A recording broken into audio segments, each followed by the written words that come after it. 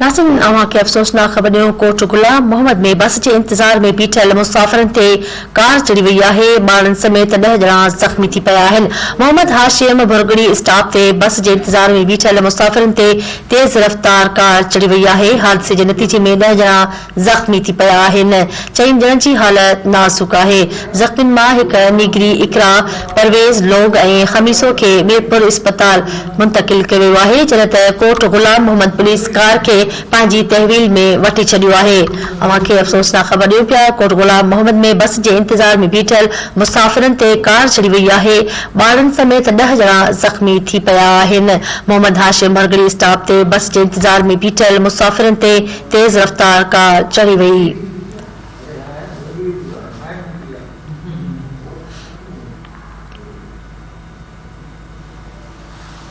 अफ़सोसनाक ख़बर अवां खे ॾियूं पिया हादसे जे नतीजे में 10 ॼणा ज़ख़्मी थी पिया आहिनि। 4 ॼणनि जी हालत नाज़ुक आहे, जॾहिं त ज़ख़्मियुनि मां निगरी इकरा परवेज़ लोग ऐं ख़मीसो खे मीरपुर ख़ासि अस्पताल मुंतक़िल कयो वियो आहे, जॾहिं त कोट गुलाम मोहम्मद पुलिस कार खे पंहिंजी तहवील में वठी छॾियो।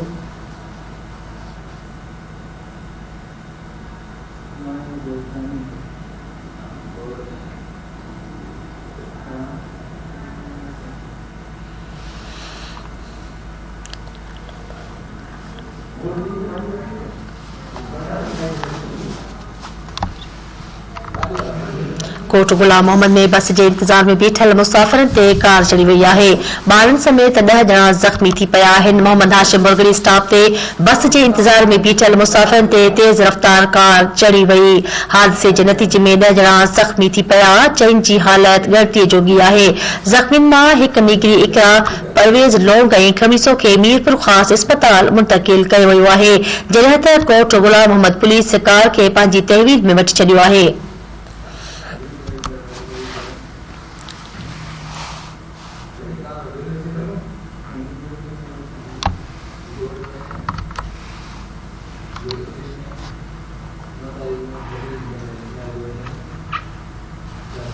कोट गुलाम मोहम्मद में बस जे इंतज़ार में बीठल मुसाफ़िरनि ते कार चढ़ी वई आहे। ॿारनि समेत 10 ॼणा ज़ख़्मी थी पिया आहिनि। मोहम्मद हाशिम भुरगड़ी स्टॉप ते बस जे इंतज़ार में बीठल मुसाफ़िरनि ते तेज़ रफ़्तार कार चढ़ी वई आहे। हादसे जे नतीजे में 10 ॼणा ज़ख़्मी थी पिया आहिनि, जॾहिं त 4 जी हालत ॻणतीअ जोगी आहे।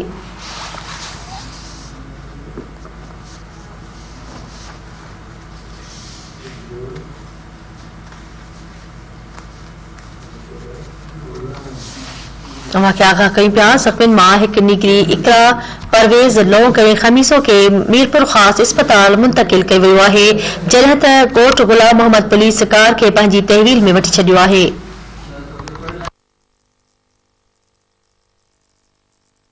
इन हवाले खां कोट गुलाम मोहम्मद खान धरती टीवी न्यूज़ जो रिपोर्टर इस्माइल गौरचानी लाइन ते मौजूद आहे। जी इस्माइल। जी एक अफ़सोसनाक जो वाक़ियो पेश आयो है। कोट गुलाम मोहम्मद लॻ जेको आहे स्टाफ आहे इंसान में बीठल हुआ मुसाफ़िर जेके कराची जे में बीठल हुआ, उन्हनि खे जेको आहे मोटरसाइकिल साम्हूं आई पे उनखे कार बचाईंदे जेको आहे मोटरसाइकिल वारे खे बचाईंदे जेको उन्हनि खे जेको आहे कस्ती थी वई, जंहिं सबबु उन्हनि खे जेके बीठल हुआ उन्हनि ते वञी लॻी, जंहिंमें 10 जेके मुसाफ़िर हुआ उहे ज़ख़्मी थी पिया आहिनि, जिन मां 4 ज़ख़्मियुनि जी हालत जेका आहे तशवीशनाक ॿुधाई पई वञे, जिन खे मीरपुर रेफर कयो वियो आहे। ज़ख़्मियुनि में हिकु मासूम नींगर आहे, इकरा परवेज़ लोग ऐं ख़मीसो शामिल आहिनि। कोट गुलाम मोहम्मद पुलिस जेको आहे पंहिंजी कार जेको आहे पंहिंजी तहवील में वठी छॾी आहे। जी वॾी महिरबानी इस्माइल तफ़सील ॾियण जे लाइ।